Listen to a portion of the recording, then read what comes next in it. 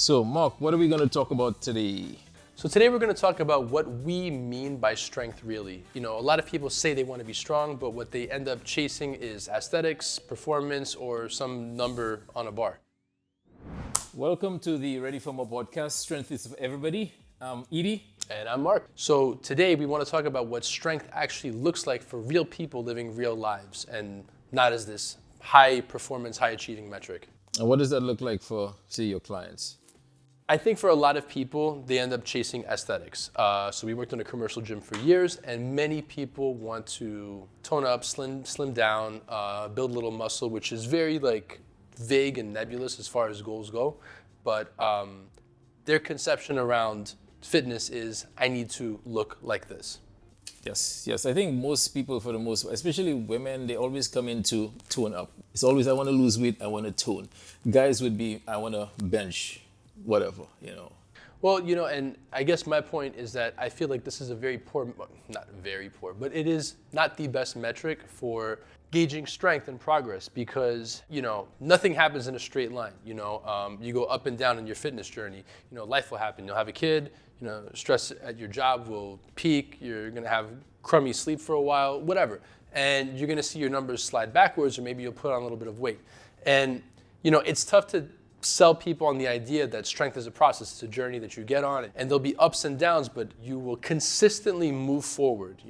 In your ebbs and flows, you'll always move forward as long as you stay on the process. Yeah, that's why we try to ingrain into them that approach our workouts as practice. Right. So, and practice means you just consistently do something to get incrementally better. Then they start enjoying the process as opposed to, okay, I want to get to, this place now.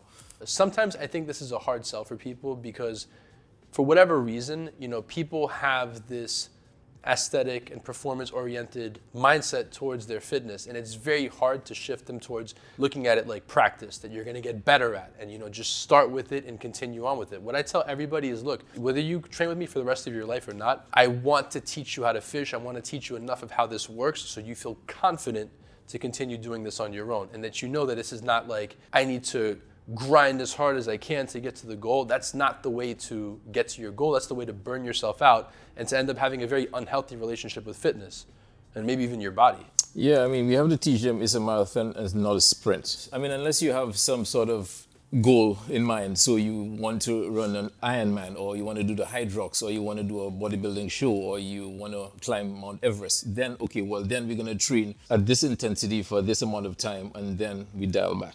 Right. As opposed to just going at that same intensity all throughout the year, because that is when, again, burnout happens. 100%.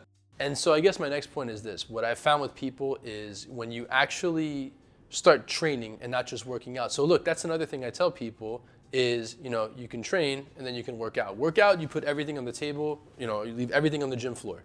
When you train, there's a very structured framework for how much did we do today, what did we target, and we're probably going to leave something in the tank. There is a time to leave it all on the gym floor, but it's not every single session. It's measured. So, one session might be 60%, another 80, another's 95, but it's measured. That's training versus I'm just going to go in to feel accomplished and leave it all on the gym floor. When you train, what winds up happening is you build capacity over time.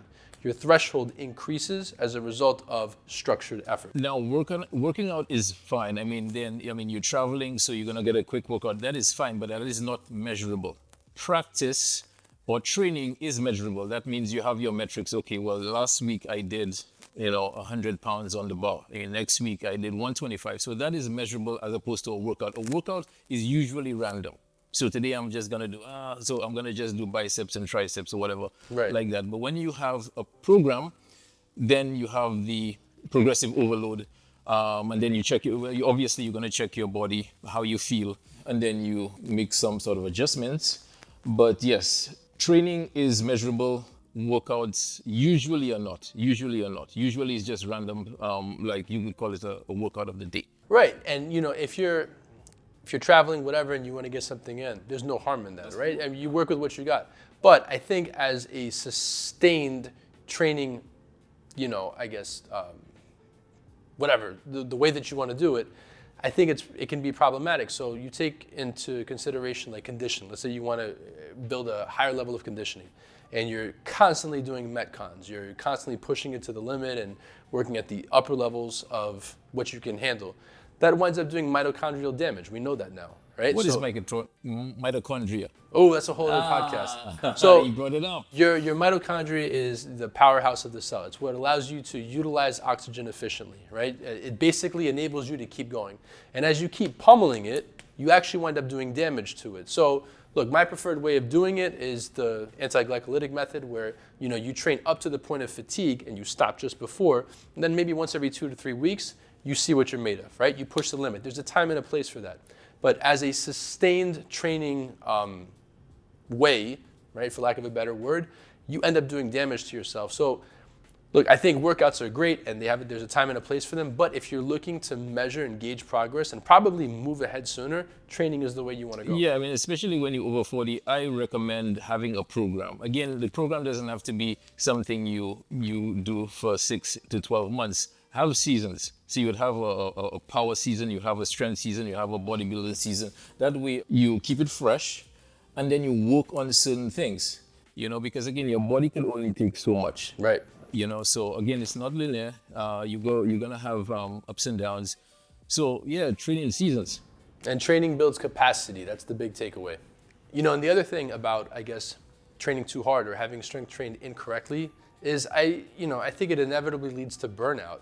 When the demand is constantly too high and you're constantly pushing for output to meet that demand, and it's not a realistic and sustainable metric, I think it just leads people to, get off the highway. Off-ramp, yeah. Yeah, like you take the off-ramp. Like, I don't want to deal with this. This is too much. I feel awful. And, we know that chemically it does things to you as well when you're constantly under that state of stress. So, I think you can focus on aesthetics. Have a season for aesthetics, have a season for strength, have a season for, especially, say spring, spring you start, you focusing on losing weight to go on vacation on the beach or something like that. So that is how I would focus on it, because it just keeps the mind fresh, it keeps things fun. Keeps things interesting. Yeah, and you don't overload one system.